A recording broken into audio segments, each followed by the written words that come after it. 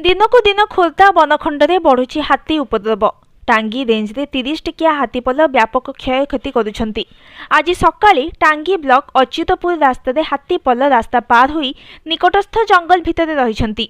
फल अच्युतपुर समेत कम्मागुरु, छणगिरी, ओलसिंह, टांकोल, सरपारी अंचल लोके भयभीत अवस्था अछंती। गतकाली टांकोल सरपाली रास्ता रे हाथीपल रहिथिबा बेले आज अच्युतपुर रे रास्ता पार हेउथबा घटना भयर वातावरण सृष्टि करिछि।